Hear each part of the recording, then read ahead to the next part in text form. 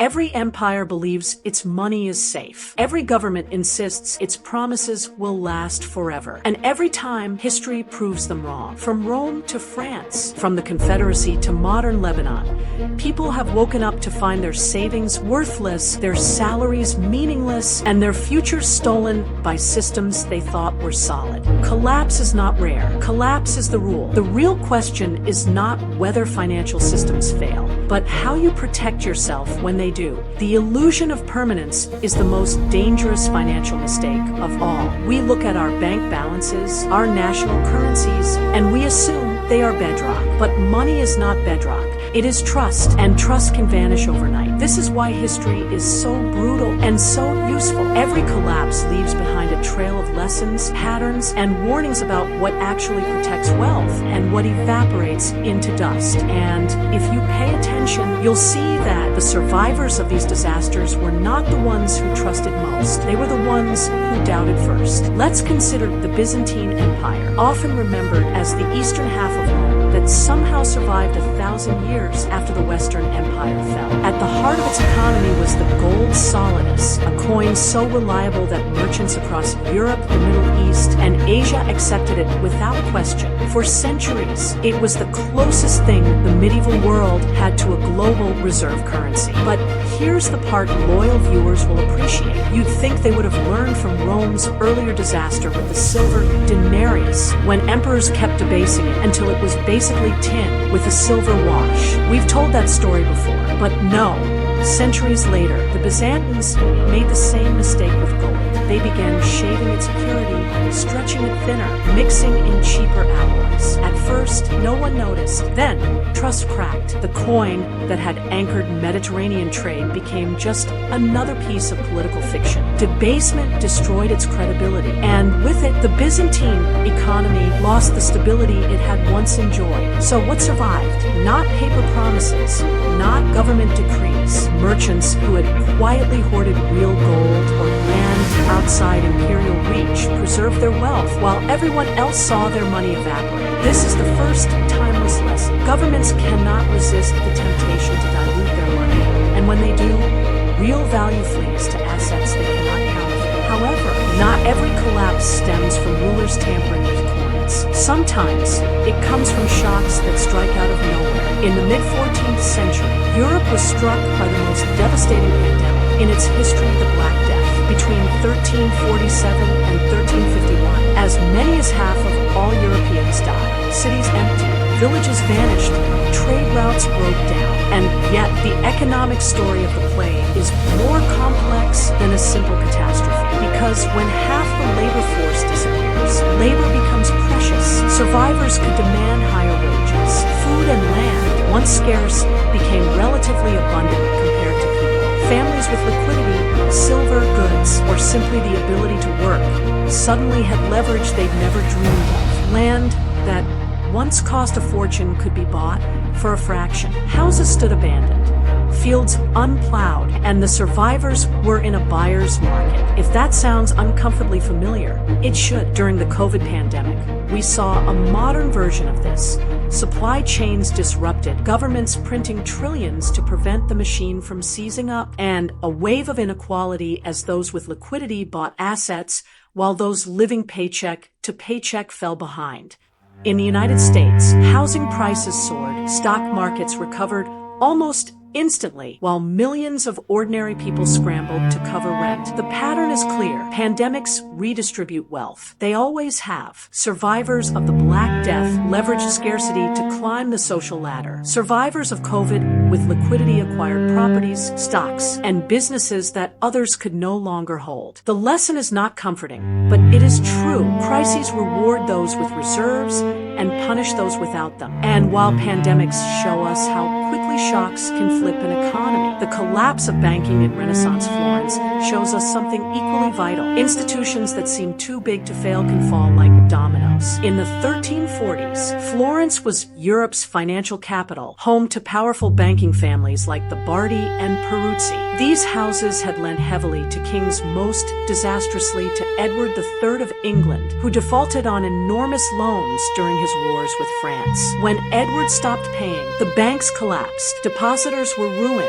Trade froze. Florence, once rich and powerful, was plunged into turmoil. The ordinary citizen who had trusted the city's mighty banking dynasties discovered that size was not safety and reputation was not protection. So, what did people learn? That too big to fail is a lie as old as finance itself. Institutions exist to profit, not to guarantee your survival. When they fall, they will take your savings with them. This lesson repeats in every century, from the Florentine crash to Lehman Brothers in 2008 to the banks of Lebanon freezing accounts in 2019. Survival belongs to those who recognize that an institution's promises are only good until the day they are not. The American Civil War is remembered for its battles, its politics, and the abolition of slavery. But behind the gunpowder and speeches was a brutal financial war that most Americans today barely understand. Both the Union and the Confederacy discovered that war on that scale required printing money. In the North, the government issued greenbacks paper currency not backed by gold, but by the promise of the United States itself. At first, the experiment seemed bold and patriotic, but the more greenbacks flooded the economy, the less they bought. Inflation eroded their value and trust wavered. In the South, the problem was even worse. The Confederacy, desperate for resources, printed greybacks in staggering quantities. By the end of the war, Confederate inflation had reached almost unimaginable levels, prices rising thousands of percent, salaries buying almost nothing. Soldiers' paychecks were worthless before they could even spend them. Families carried bags of bills that could barely buy a loaf of bread. By 1865, Confederate currency was not just weak, it was dead. What mattered in that collapse was not paper promises, but tangible assets. Land, food, gold, anything real retained value, while money became a cruel joke. For ordinary Southerners, this was devastating. Lifelong savings vanished into dust. For opportunists with access to tangible goods, the war was a chance to seize property and wealth at fire sale prices. This is a lesson Americans rarely hear, but should never forget. Your own country has already lived through a currency collapse. And when it happened, protection came not from trusting the paper in your wallet, but from holding value the system could not inflate away. France, too, offers a brutal case study in how revolutions can destroy money faster than any war. In the 1790s, as revolutionaries toppled the monarchy and seized church lands, they issued a new paper currency, the assignats, backed, in theory, by the value of confiscated property. These notes were supposed to stabilize the economy. Instead, the government printed them with abandon. Each new issue diluted the last. Prices spiraled upward. Wages failed to keep pace. And soon the assignat became worthless. Farmers refused to sell food for paper, demanding goods or silver instead. In Paris, the bread riots returned, and the revolution devoured itself. The winners in this collapse were not the ones holding patriotic paper. They were the ones who held food, gold, or property, things the government couldn't print. For the ordinary Parisian, the lesson came too late. Promises, no matter how noble, are only worth what others will accept. When trust breaks, your savings don't just shrink, they vanish. Fast forward 2 centuries, and the lesson reappears in Asia.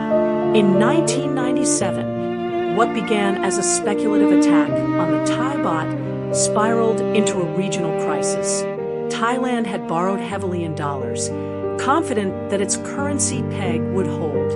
But when it collapsed, debts in foreign currency became unpayable overnight. Investors fled. Currencies across Southeast Asia, Indonesia, Malaysia, South Korea collapsed in a chain reaction. Economies shrank, unemployment soared, governments begged the International Monetary Fund for rescue. The people who suffered most were not the global hedge funds who sparked the panic. It was ordinary citizens whose savings lost value, whose mortgages doubled in cost, whose jobs evaporated. And yet, the pattern was painfully familiar. Those who held dollars or assets abroad survived better than those who trusted local currency. Nations dependent on foreign debt were forced into austerity, while Wall Street institutions walked away with fire sale deals on Asian assets. What looked like a local collapse was, in truth, a global transfer of wealth. The lesson echoes every collapse from Byzantium to Argentina. Debt in someone else's money is a death trap. When the storm hits, it isn't the creditor who drowns. It's the debtor. By now, the picture should be clear. Whether it is revolutionary France, Civil War America, or modern Asia, the same themes repeat. Paper money collapses. Debt chains nations and families. And those who survive are never the ones who trust most in the system, but the ones who recognize its fragility before it cracks. The most chilling part of history is that collapse isn't just ancient or distant. It's happening now. In Lebanon between 2019 and 2021, banks did something that still feels unthinkable to most people in the developed world. They locked their doors. Citizens woke up to find their deposits frozen, withdrawals limited, and their currency collapsing. The Lebanese pound lost over 90% of its value. A lifetime of savings became pocket change. People lined up outside banks, begging for access to their own money, only to be told it was gone. And it wasn't just small savers. Middle-class families, retirees, doctors, and engineers, anyone who had trusted the system, were wiped out. The lesson was brutal and clear. Your money in the bank is not a treasure chest. It is a loan you've made to an institution that can decide, in a crisis, not to pay you back. The people who survived best were those who had either diversified abroad, held real assets like gold or property, or kept cash outside the banking system. Everyone else was trapped. If this sounds far away, it shouldn't. In 2008, Americans watched their homes repossessed and their pensions decimated while banks that caused the crisis were bailed out. In 2020, during the pandemic, trillions were printed to keep the machine alive, a lifeline that inflated asset prices for the wealthy while leaving ordinary wages stagnant. In 2023, regional banks in the United States collapsed almost overnight when depositors lost confidence, reminding everyone that the safety of too big to fail is a fairy tale we like to tell ourselves until the day the door slams shut. So how do you protect yourself when everything falls apart? History shows there is no single answer. In Byzantium, it was gold. After the Black Death, it was liquidity to buy abandoned land. In Florence, it was not trusting too big to fail bankers. In the Confederacy, it was hard goods. In France, it was food and property. In Asia, it was avoiding debt in someone else's currency.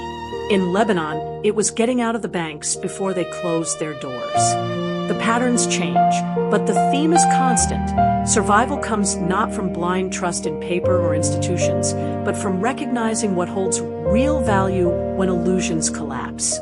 And here is the paradox that should wake you up. Collapse is both a tragedy and an opportunity. For the unprepared, it is ruin. But for those with resilience, liquidity, or assets that cannot be printed away, it is the moment to acquire wealth at a fraction of its former cost. After the Black Death, peasants became landowners because there was too much land and not enough people to farm it. After 2008, those with cash bought homes while millions were foreclosed. History shows us that protection is not just about defense. It is also about positioning yourself to seize what others, under pressure, are forced to give up. But wealth isn't only about what you own. It is also about what you can do. The survivors of history weren't just those who had gold or property. They were those who could create value when others could not. The baker who could still provide bread. The craftsman who could repair tools. The farmer who could feed a community. The merchant who could move goods across borders. These were the people who didn't just survive collapses. They rose in them. In every crisis, money loses meaning, but production never does. People still need to eat, to build, to trade, to live. And those who can meet those needs are never poor for long. That's the deeper protection. Not blind faith in institutions. Not the hope that governments or banks will save you, but the combination of real assets, real skills, and the awareness that illusions always collapse. Every crisis is a transfer, from the many who trusted to the few who prepared, from paper promises to tangible value, from passive savers to active builders. History has shown this pattern again and again. So the question is not whether everything falls apart. It always does. The question is whether you will be one of the many left holding promises or one of the few holding something real. History doesn't repeat, but if you ignore it, it will crush you all the same. If this gave you a new perspective, hit subscribe. History has the answers. I'll show you where to look.